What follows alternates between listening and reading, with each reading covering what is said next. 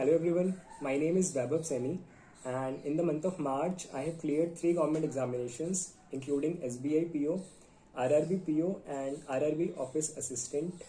So थोड़ी सी मेरी सफलता बढ़ी है तो शायद आप लोगों की थोड़ी एक्सपेक्टेशंस भी बड़ी होंगी कि मैं अपनी स्ट्रैटेजीज़ को और अपनी जर्नी को थोड़ा सा ब्रॉड या डिटेल वे में एक्सप्लेन करूँ तो मैं करूँगा।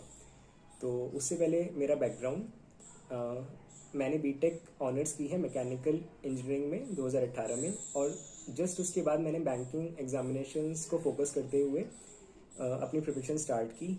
और सबसे पहले जो पहला चैनल या पहली फैकल्टीज़ थी जिनको मैंने फॉलो करना स्टार्ट किया वो थे ध्रुव सर और सिंह सर। ये अकेली फैकल्टीज़ हैं जिनको मैंने आँख बंद करके फॉलो किया है, और I will also guide you कि आप एक टीचर को फॉलो करो और आँख बंद करके फॉलो करो। आप मल्टीपल टीचर्स को फॉलो करोगे तो आप उल्टा कंफ्यूज हो जाओगे। तो I suggest you to firstly follow Dhruv sir and Singh sir. They are the best faculties available on YouTube. The content is just awesome and exam relevant. So firstly मैं कुछ की पॉइंट्स डिस्कस करूंगा जो मेरी लाइफ में बहुत इंपॉर्टेंट रहे हैं। सबसे पहला पॉइंट है पेशेंस। अगर आप बैंकिंग के स्टूडेंट है ना तो आप में पेशेंस होनी चाहिए, क्योंकि कट थ्रोट कॉम्पिटिशन है, और अगर आप पेशेंट नहीं होंगे तो थोड़ी सी प्रॉब्लम्स आएंगी। सेकेंड पॉइंट है टाइम मैनेजमेंट। टाइम आपको मैनेज करके चलना है और डेली बेसिस पर एटलीस्ट 9 to 10 आवर्स आपको देने हैं, और जब मेंस होगा तो एटलीस्ट 12 आवर्स आपको देने हैं। थर्ड पॉइंट आता है फ्रेंड्स एंड फैमिलीज। फ्रेंड्स का बहुत बड़ा रोल होता है आपकी सक्सेस में। फ्रेंड्स, मेरे जो फ्रेंड्स थे वो मोस्टली बैंकिंग एस्पिरेंट्स थे, तो मुझे इस सक्सेस में उनसे बहुत हेल्प मिली है, क्योंकि मेरा कोई भी डाउट होता था तो मैं उनसे डिस्कस करता था। और मेरे और भी कॉलेज फ्रेंड्स हैं जिनका बहुत बड़ा रोल है मेरी सक्सेस में। Next point is family. मेरी सक्सेस में मेरा सबसे बड़ा रोल मेरी फैमिली का है। पिछले 2 साल से मैं तैयारी कर रहा हूँ, और मुझे पूरा टाइम मेरी फैमिली से जो मिला है इस वे में मिला है कि मैं पूरा का पूरा टाइम मैं अपनी एजुकेशन को डेडिकेट कर सकूं, अपनी प्रिपरेशन को दे सकूं, और मुझसे कोई अनयूजुअल ऐसा काम भी नहीं करवाया गया कि आपको मार्केट जाना है या फिर आपको वेडिंग फंक्शंस या सेरेमनीज अटेंड करनी है। तो मैंने ऐसा कुछ नहीं किया, मैंने सब अवॉइड किया। तो इसके बाद आते हैं सब्जेक्ट्स पे। सबसे पहला सब्जेक्ट रीजनिंग। रीजनिंग में मैं पिछले 2 साल से ध्रुव धनकर सर के साथ जुड़ा हुआ हूँ। मैंने सर को ब्लाइंडली फॉलो किया है, और ये उसी का रिजल्ट है कि मुझको 3 सिलेक्शंस एक ही साथ मिले हैं। तो रीजनिंग की अगर मैं बात करूं तो रीजनिंग में बेसिकली 2 पोर्शंस होते हैं, जिसमें एक होती हैं पजल्स और सिटिंग अरेंजमेंट्स, और सेकंड होती है मिसलेनियस एक्सरसाइज। तो जैसा ध्रुव सर भी कहते हैं कि आपको सब कुछ आना चाहिए, बट आपको डिसाइड ये एग्जाम में करना है कि आपको कौन से क्वेश्चंस को अटेम्प्ट करना है। तो मेरी पजल्स भी अच्छी थी और मेरी मिसलेनियस भी अच्छी थी। मैं उसके लिए डेली लेक्चर्स देखता था ध्रुव सर के।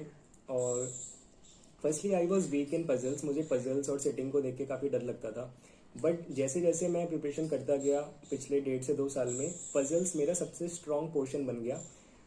और मिसलेनियस एक्सरसाइज में जो आपके टॉपिक्स आते हैं, ब्लड रिलेशन है या फिर इनपुट आउटपुट है, सिलोगिज्म है, इनइक्वालिटीज़ हैं, इन सब की शॉर्टकट वीडियोस भी ध्रुव सर ने बनाई हुई हैं, और मैंने उनको ही फॉलो करा है। और इनके अलावा, सर के अलावा, मैंने किसी दूसरी फैकल्टी का एक भी लेक्चर आज तक अटेंड नहीं किया। कंटेंट मैंने ज़रूर दूसरी फैकल्टीज़ का सॉल्व करके देखा है, बट फॉलो मैंने सर को ही करा है। ये उसी का रिजल्ट है। सेकंड बात करते हैं क्वांट्स की। क्वांट्स में मैंने सिंह सर को फॉलो किया है, और सिंह सर के मैं डेली लेक्चर्स लाइव अटेंड नहीं कर पाता था, बट मैं ऑफलाइन देखता था। तो सबसे पहले अरिथमेटिक। क्वांट्स में 2 चीज़ें इंपॉर्टेंट होती हैं, क्योंकि मेंस में तो पूरा का पूरा जो पेपर है वो डेटा इंटरप्रिटेशन बेस्ड होता है, डीआई बेस्ड होता है, और बट अरिथमेटिक भी हिडन फॉर्म में होती है, जैसे Q1 Q2 या फिर डेटा सफिशिएंसी में कोर अरिथमेटिक के क्वेश्चंस होते हैं। तो सर भी यही बोलते हैं और मेरा भी यही कहना है कि आपको डीआई भी करनी चाहिए, आपको अरिथमेटिक भी करनी चाहिए, बट आपको अरिथमेटिक में हीरो नहीं बनना।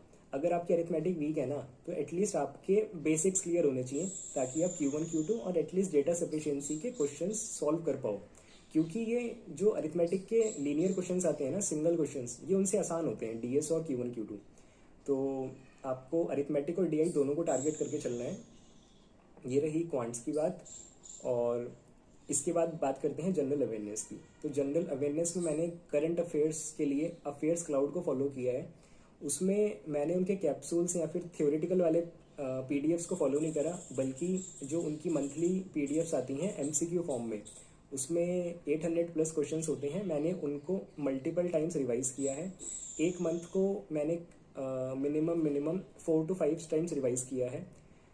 और अगर बात रही अफेयर्स क्लाउड के कंटेंट की, तो अगर मैं इस साल के IBPS PO और IBPS क्लर्क की बात करूं, तो 85 to 90% paper exactly affairs cloud से बना है। आप मैच भी करके देख सकते हैं। और कुछ क्वेश्चंस ऐसे भी थे जो बिल्कुल कॉपी पेस्ट थे, जैसे एग्जामिनर ने उसी PDF को फॉलो करके पेपर बनाया है, ऐसे भी काफ़ी क्वेश्चंस थे। और फाइनेंशियल अवेयरनेस के लिए मैंने सुष्मिता मैम को फॉलो किया है, वो आपको यूट्यूब पे और अनअकैडमी प्लस पे आराम से मिल जाएंगी। She is a very good faculty. After GA का एक की पॉइंट बस ये है, आपको मल्टीपल टाइम्स एक ही चीज़ को रिवाइज करना है। Instead of following more faculties, आप एक ही सोर्स को फॉलो करो और उसको 3 या 4 बार रिवाइज करो और याद करो।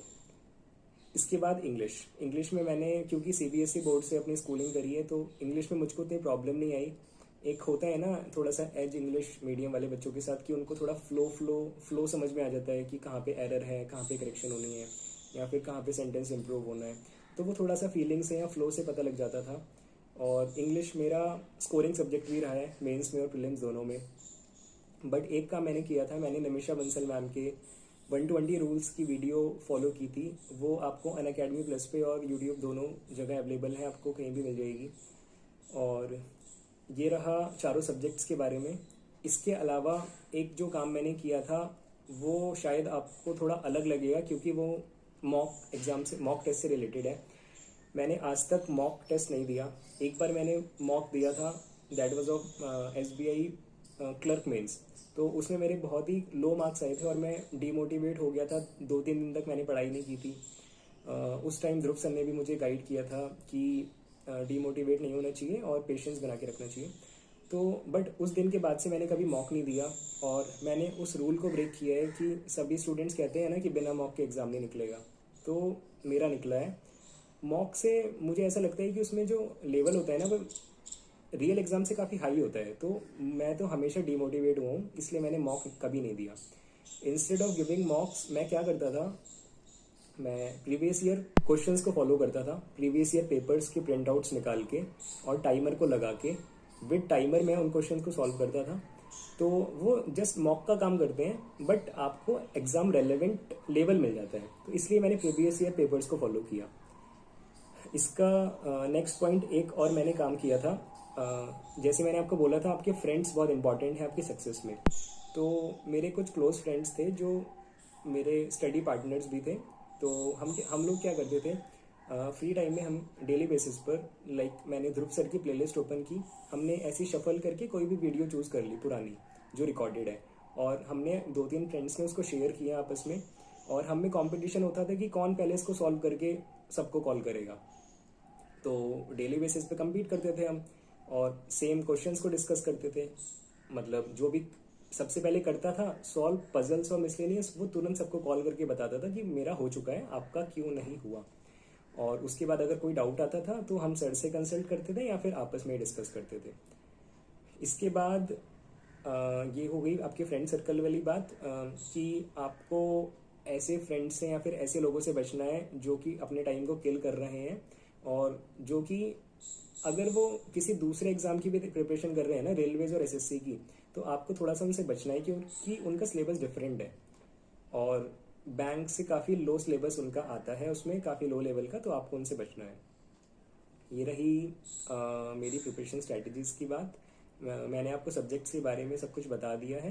तो एट द लास्ट आपसे मैं यही बोलना चाहूँगा कि आप किसी एक फैकल्टी को फॉलो करें और उनको फिर आंख बंद करके फॉलो करें, मतलब फिर आपको उन पर डाउट नहीं करना। और मैं सबसे बेस्ट फैकल्टीज़ अगर आपको रेफ़र करूँ तो वर्चुअस चैनल इस वक्त मेरे अकॉर्डिंग टॉप पर चल रहा है, कंटेंट वाइज और lecture wise, lecture delivery wise. तो आप सिंह सर को फॉलो कीजिए क्वांट्स के लिए, और रीजनिंग के लिए फॉलो करिए ध्रुव धनखड़ सर को। और ये मेरा प्रॉमिस है कि जो आपको कंटेंट मिलेगा या मिल रहा है वो एग्जैक्ट एग्जाम रेलेवेंट है, ना एग्जाम लेवल से ऊपर है ना नीचे है। और जो लेक्चर डिलीवरी है वो बिल्कुल नॉट एज अ फैकल्टी, वो एज अ गार्जियन है। मतलब यू वोंट फील कि आपको कोई फैकल्टी पढ़ा रही है, आप बिल्कुल ऐसा फील करेंगे लाइक आपके एल्डर ब्रदर या फिर आपके गार्जियन आपको सामने बैठ के आपको पढ़ा रहे हैं। सो ये था मेरी तरफ से मेरे प्रिपरेशन स्ट्रेटजीज़ के बारे में। और मेरा भी नया यूट्यूब चैनल है जिसमें मैं अपनी कुछ success stories short videos upload करूँगा। और क्योंकि रीजनिंग मेरा भी फेवरेट सब्जेक्ट है तो मैं भी उसमें कुछ रीजनिंग के लेक्चर्स और मेरी कुछ शॉर्ट ट्रिक्स हैं मैं उनको अपलोड करूँगा। तो सर ध्रुव सर उसका लिंक आपको डिस्क्रिप्शन में दे देंगे। तो मेरी आप सभी से रिक्वेस्ट है कि आप मेरा चैनल भी सब्सक्राइब कर लें और मेरी आने वाली वीडियोस को ज़रूर देखें। So thank you, have a nice day.